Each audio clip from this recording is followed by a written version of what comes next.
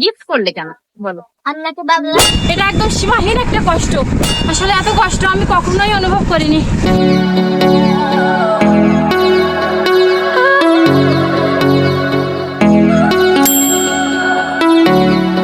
So কেমন আছেন সবাই?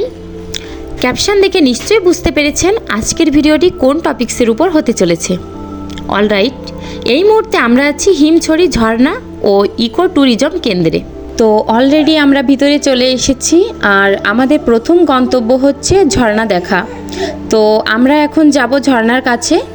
এখানে দেখতে পাচ্ছি রাস্তার দুই সাইড দিয়ে অনেক সুন্দর সুন্দর দোকান এবং অনেক সুন্দর সুন্দর ঝাড়বাতি। তো রাস্তার পাশ দিয়ে যাব আর ঝাড়বাতি দেখব না, সেটা কি করে হয়? হিমছড়ি ঘুরতে আসার পর্যটকদের মূল আকর্ষণ হচ্ছে ঝর্ণা, আর আমরা ঝর্ণার একবারে মুখোমুখি চলে এসেছি। ভাবতেই অবাক লাগছে, প্রথমবারের মতো ঝর্ণা দেখছি, তাও আবার এত কাছ থেকে। তো ঝর্ণাটা যে এতটাই সুন্দর, সামনাসামনি না দেখলে কখনোই বুঝতেই পারতাম না। এতদিন শুধু ফোনেতে, মুভিতে, ভিডিওতে দেখে এসেছি, আর আজ নিজের চোখে সামনাসামনি দেখছি। যদিও এর জলপ্রপাতটা অল্প, আমরা মুভিতে যে ঝর্ণাগুলো দেখে থাকি সেই ঝর্ণার জলপ্রপাতটা বেশি থাকে, তবুও এটি দেখতে পেরে যে আমার কী আনন্দ হচ্ছে আমি ভাষায় প্রকাশ করতে পারবো না। তবে পাহাড়ের ভিতর থেকে ভেসে আসা এই জলপ্রপাতটি বর্ষাকালে বেড়ে যায়, তখন ঝর্ণা দেখতে আরও বেশি সুন্দর লাগে। তবে এখন তো প্রচণ্ড গরম, যার কারণে পানির পরিমাণটা কমে গেছে। তো ঝর্ণার নিচে দাঁড়িয়ে আনন্দ উপভোগ করার মজাটা কখনোই ফুরাবে না। তবুও সময়ের স্বল্পতার কারণে ঝর্ণা ছেড়ে আমাদের হিমছড়ি পর্বতের উদ্দেশ্যে যেতে হবে। দেখি হিমছড়ি পর্বতের উপর কি আছে। কক্সবাজারের মতো জায়গায়ও যে এত ভালো ভালো মানুষ আছে, আসলে কল্পনা করতে পারিনি আমি কখনো। তো এই যে এখানে এসে আমার এই যে ছোট ছোট ছোট দুটা বোনের সঙ্গে দেখা হয়ে গেল। তো এরা আমার কাছে বিক্রি করার জন্য প্রথমে রিকোয়েস্ট করছে, পরে আমি বলছি এগুলো আমার খুব বেশি ভালো লাগে না, যার কারণে আমি বলছি থাক, আমি কিনবো না। পরে দুই বোন আমাকে দুইটা এই যে গিফট করেছে, বললো যে আপু আমি এই দুটো আপনাকে গিফট করলাম। তো আসলে এরা যে এত ভালো আমি এটা আসলেই কল্পনা করতে পারিনি। তো তোমরা আমাকে গিফট করলে কেন বলো? আল্লাহকে বাবলা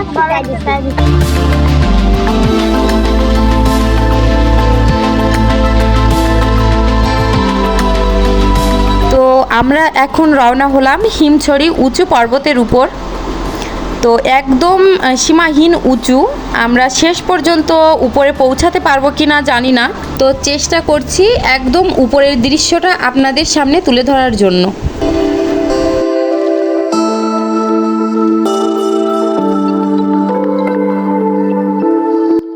আসলে এত কষ্ট আমি কখনোই অনুভব করিনি। এটা একদম সীমাহীন একটা কষ্ট। আপনারা এখানে না আসলে বুঝতেই পারবেন না যে এই উঁচুতে উঠার কষ্টটা কতখানি। তো আমরা আরো 100 ফুট উপরে যাব। এই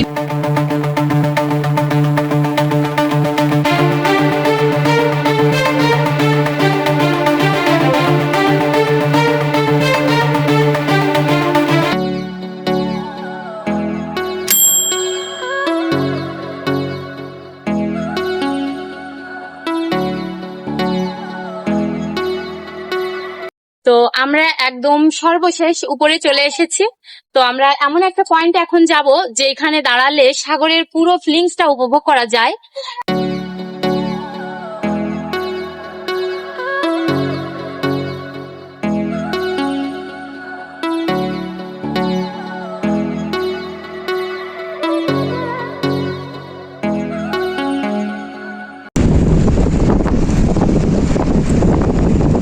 আমরা চলে এসেছি হিমছড়ি একদম উপরের পয়েন্টে, যেখানে দাঁড়িয়ে সমুদ্রটা একেবারে পাখির চোখে দেখা যায়।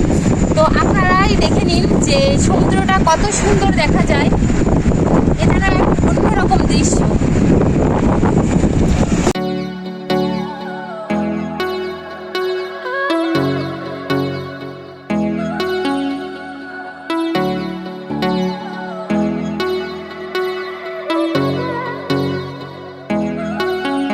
তো এই ছিল আমাদের আজকের হিমছড়ি সর্বশেষ উঁচু চূড়ার ভিডিও। তো ভিডিওটি যদি ভালো লেগে থাকে অবশ্যই কমেন্ট বক্সে জানাবেন, লাইক করবেন, শেয়ার করবেন এবং নিয়মিত আমাদের ভিডিও পেতে পেজটি ফলো দিবেন। ধন্যবাদ।